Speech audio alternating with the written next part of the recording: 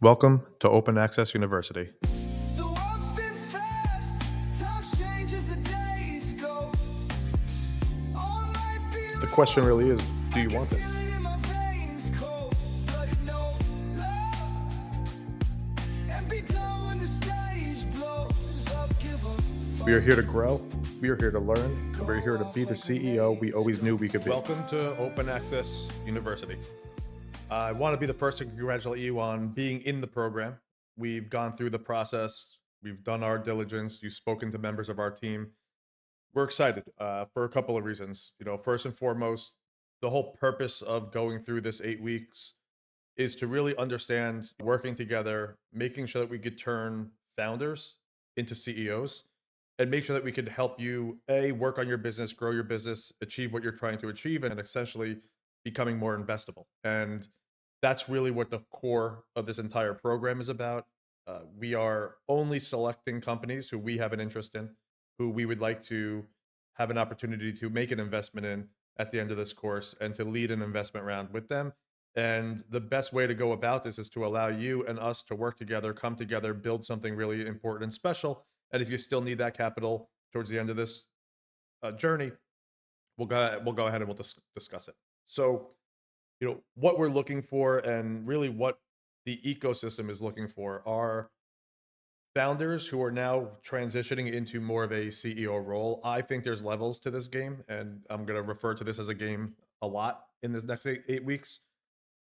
You got entrepreneurs who think that they're doing certain things, who knows what, right? Half of them are consultants and call themselves entrepreneurs. Half of them haven't done anything or made anything in their life, but they take the entrepreneur path because they don't feel like getting a job and working for somebody else, and it makes them feel better. You have founders who actually take the risk, right? Take that next step. Not only are they looking to drive some value into a business, but they're not scared to get their hands dirty. They're not scared to go to work. They're willing to work hard, put in the hours, and truly create something of value. And then you have the CEOs, who I feel is the most important at this point, because the CEO is going to be the one that's going to need to learn and grow themselves. Very few founders start their career as a founder and actually are at that CEO level. And that's what we're going to kind of walk through today and discuss.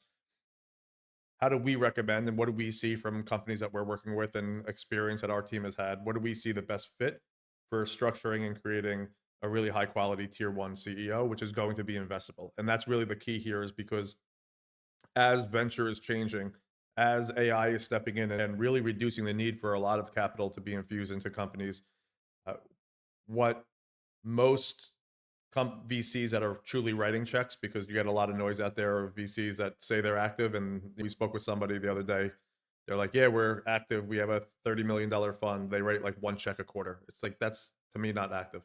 But we need to make sure that we're going to be able to appeal to the masses. We're going to need to make sure that we're mitigating all the headwinds and the challenges that are coming on.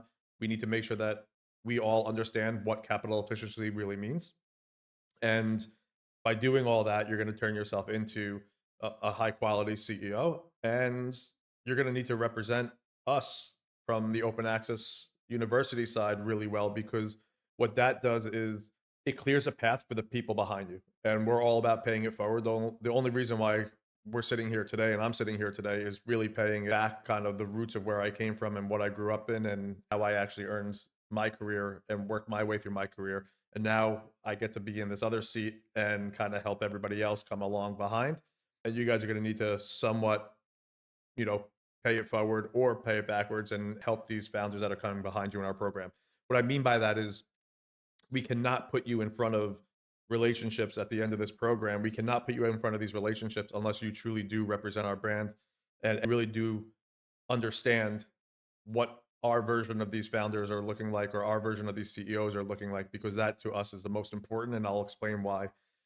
You come through, you don't represent what we're all about. We have relationships in this ecosystem. We have angel investors, VCs, high net worth individuals, family offices that like the open access model. They want to get along and come in alongside open access on a lot of these investments that we make, because they truly believe that this is the future of investing, and capital efficiency. Small bridge rounds are really going to be the future of investing. It minimizes dilution from the founder's side. It de-risks the investor side. It allows us to get runway together and get these founders runway to build something of significant value and prove out really that we could solve and overcome these headwinds and as they pop up. With that being said, the better you do in this program, the better the company behind you does because you're representing us and we're only as good as the last pitch. So represent well. I want you guys to truly believe in it. Challenge anything. The whole purpose of us coming together on these things and going through it, we're open for challenges. If we miss something, if you think we miss something, if you have a different opinion on it and you don't agree, let's have that conversation. Let's have that debate. And at the end of the day, let's get to work and let's put everything that we're learning in here into motion. So we're going to work on this over the next 8 weeks. We want to touch on right now, really leadership, and let's talk about leadership and what you, as a CEO, need to be doing to establish that leadership early on. Uh, we're big on really understanding the key mission of the business. What are you working on? What is the business that you're working on? What's your mission statement? Uh, when I was CEO of Weemlo, which was the last venture, well, kind of the last venture that I had prior to the VC world, uh, from day one, we had our mission statement written out. We had the vision written out. We identified our rocks, which are really our quarterly goals. We identified what our at that time it was a 3 year vision. I like to build businesses looking at 3 years, not 5, 10, because our model is to get in, establish it, de-risk it, and try and achieve something more achievable in a quicker period of time.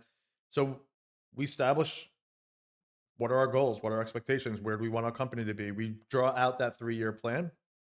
We look at, okay, well, what do we need to do and where do we need to be in 2 years from now? And then where do we need to be in 1 year from now? And EOS, the book Traction, if you want to go out and read it, we run every single one of our portfolio companies on this operating system. And it's amazing.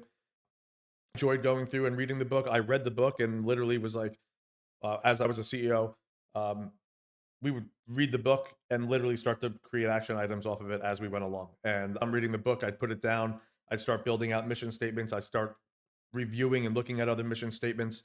So that's really a core and that's really a key of what we want to do is really express the vision. And I can't stress enough, no matter how big your team is, small your team is, fractional, full time, it doesn't really matter. You need to be able to get everybody rowing in the same direction and having the vision. I will tell you from my experience when I built Weemlo, which was the last business, from day one, every single person in that organization that we hired knew that we were building the company to sell it as fast as we possibly could sell it. And we told everybody this company will be sold in 3 years. And we interviewed off of it, we hired off of it, we made sure that they fit that culture to be able to go in and do what we needed to be done. They understood that they were going to be taken care of.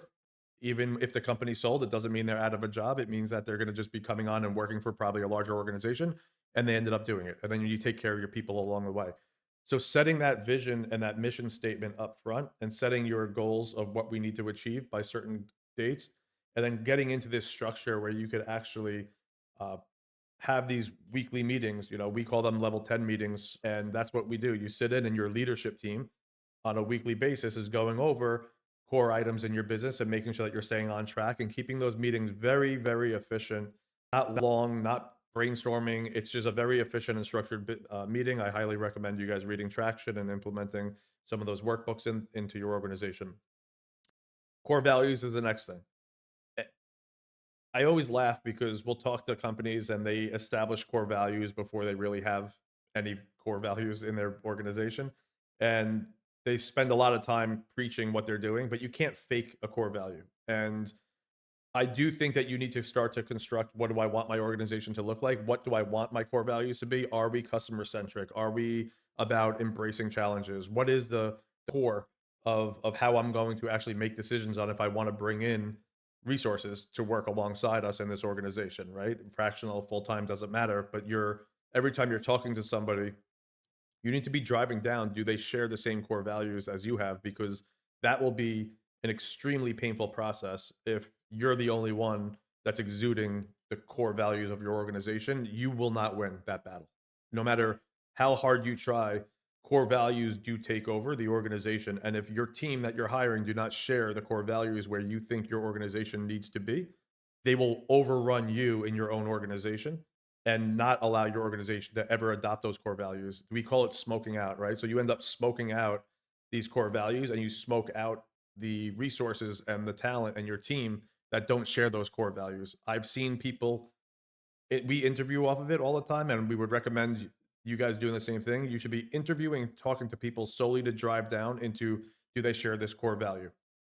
And if you're able to do that and construct that, you don't know. An interview is not a true representation of the person. A lot of times, what we do, and I'll recommend you guys do as well, is we put everybody on a test run. We say, hey, come on in. Let's work together for 30 days. Let's work together for 60 days. Let's see what this looks like.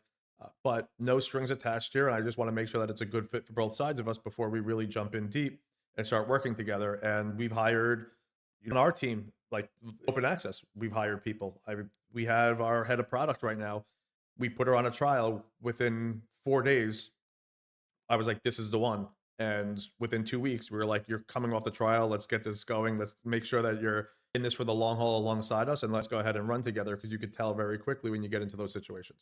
So, core values, missions, the whole key here is being transparent and gaining transparency and making sure that your team always understands the direction that you're going and the direction that you're rowing in. And when personally had businesses that did really well, we were as transparent as you could get. I'm talking, you know, we had an office, no walls, not like completely open, a glass conference room where everybody could see in.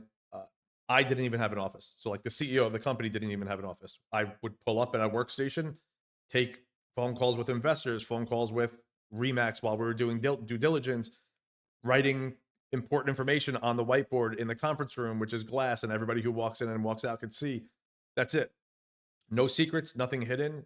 Get it all out there. Allow everybody to really indulge in the behind the scenes, and that will help you build the culture of transparency, which I would highly recommend, making sure that every single organization that gets built and run is running in that transparent manner.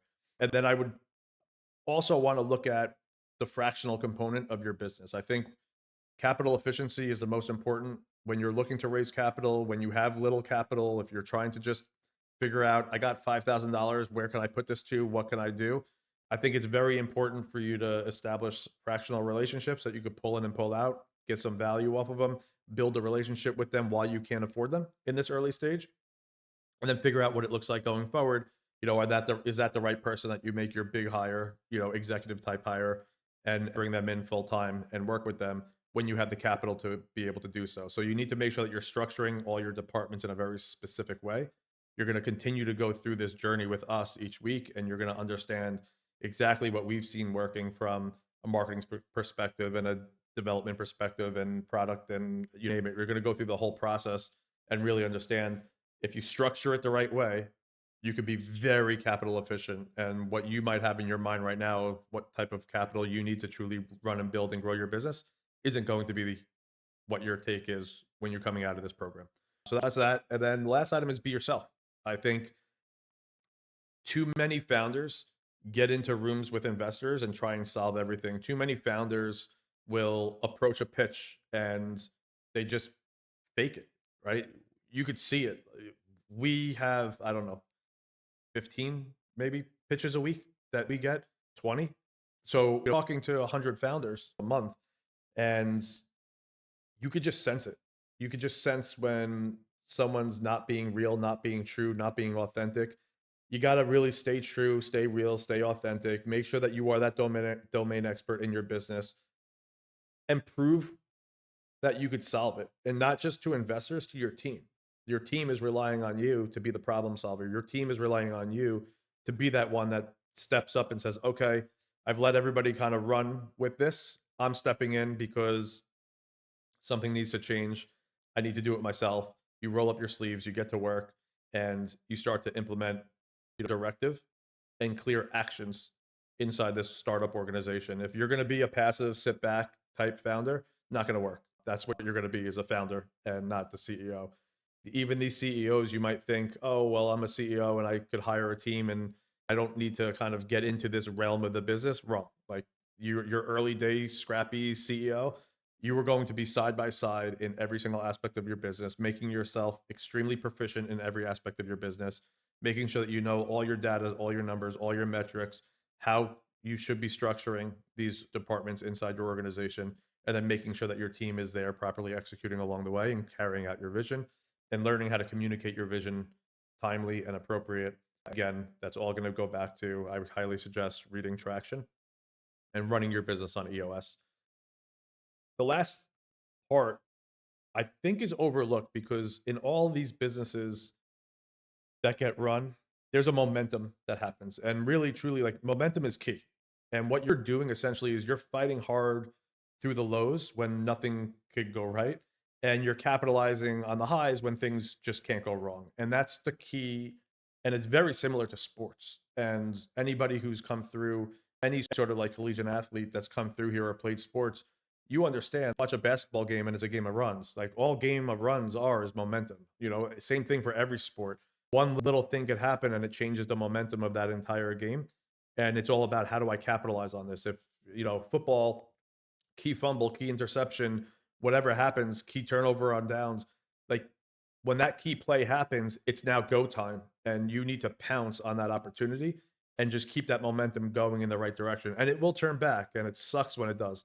And there's times where just nothing could go right. Like I mentioned in my quote, like that's it. It's just nothing can go right. You every decision you make is wrong. Every client you talk to drops out at the last minute. Every investor you're meeting with bails out and doesn't like your company and doesn't want to invest in your company. You get close to a term sheet, you're about to execute something, economic news happens, something crashes, market crashes, and all of a sudden everybody's backing out. It just there's so many things that are outside of our control. But the one thing that you can control as a really high quality CEO is maximizing the opportunity when that momentum shifts and run like hell. And the way that your business is going to be built, forget about growth metrics of up and to the right. That's BS. What I'm looking at is momentum metrics, and you're going to see that the momentum shifts, and you're going to make tremendous gains in your business, and then the momentum is going to go down. This is the part where you need to fight, right? So I'm coming here and I'm coming up, and my momentum's here. The second everything starts going wrong, I'm crashing. You need to stabilize your team and minimize that level of that crash. You need to get past that downturn and hold that crash here because if you're going to do that, you're going to build an organization that kind of bounces like this. And you're going to see that the short windows of positive momentum are going to shoot up the trajectory of your business tremendously. And you're always going to be at the level above where you were at. So the real true work comes in as a CEO of a startup organization or any organization. The real true work comes in when you're here and momentum is pushing you down. How hard can you and your team fight to tread water and stay above the line? Just enough time for the momentum to swing back for you to be able to rubber band back the other way. So that's the visual that I like to kind of put together because I think the most important aspect of a business is mindset and momentum. And if you are operating and running your business as efficiently and effectively as possible, you'll be able to win when that momentum shifts and you'll be able to make tremendous strides when that happens. Uh, from the CEO perspective, I want you guys to get ready. This is just the first conversation that we're having together. I want you to get ready. I want you to bring some questions. We meet in person for a reason, right? Over Zoom. So I want you to get your questions. I want you to read this. I want you to jot down your notes and I want you to be very, very effective and efficient with your time when we get in person. The whole plan is to meet with our experts on our team, meet with the executive level of our team, and some outsiders from other organizations as well throughout this journey, and come to these meetings very prepared. How can you apply something in your business? Go ahead and build out your vision. Let's chat about it on our weekly live session. Let's look at where you think your core values are going to go and why your core values. I want to hear what are you doing internally to establish transparency with your team? Why is your organization right or wrong for transparency? And the most important thing that we should be talking about is what are you going to do to balance yourself out? None of us that are sitting in this position have all the strengths that are needed to run our organization. Not one of us in here. You don't get that both sides of the brain. You can't be creative and visionary, then be extremely detailed and be able to work through execution. You can do it.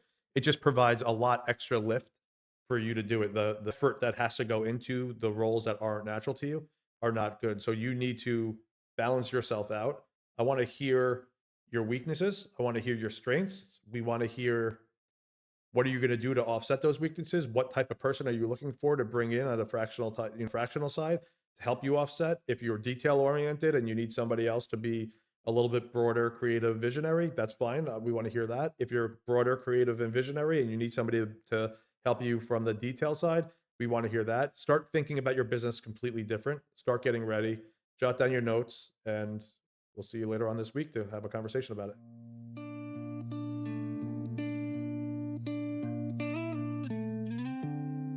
One odd day. The world spins fast. Time changes, the days go on, might be wrong. I can feel it in my veins, cold-blooded, no love. And be done when the stage blows up, give a fuck. And go off like grenades go.